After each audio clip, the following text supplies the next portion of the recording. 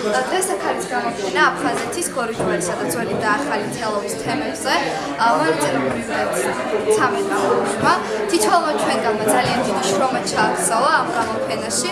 გავიგეთ ძალიან ბევრი ახალი და საინტერესო რამ. მე პირადად მუშაობდი აფხაზეთის თემაზე.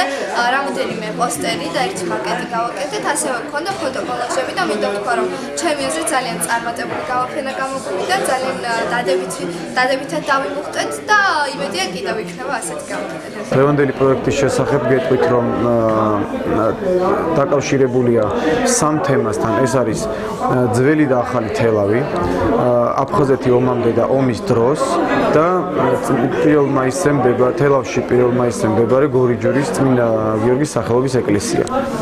დატვირთვა ჰქონდა ისტორიული ამ საკითხებს, ვინაიდან და რადგანაც გვინდოდა რომ ბავშვებს მიიღოთ მონაწილეობა და წარმოეშინოთ უფრო ისტორიული დატვირთვა ამ სამი კომპონენტის. 13 მონაწილეა თელავის აიმსიდან წარმოდგენილი.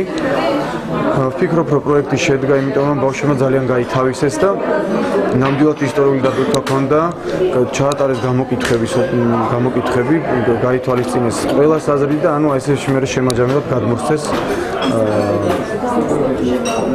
ბავშვების ასაკი არის 16, 17, 18 წელი.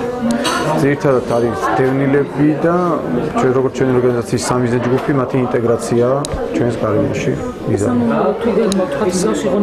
სამომავლოდ აუცილებლად გვეგმოთ, გვინდა უფრო მასშტაბური გახდეს და უფრო რაც შეიძლება მეტი ადგილი მოვიძიოთ, რომელიც უფრო ისტორიულ დატვირთვა აქვს, ანუ გადმოვცეთ მოსახლეობას, რა შეიძლება გამოსწორდეს, რა არის ცუდი და როგორ შეიძლება გამოსწორდეს და ასე შემდეგ.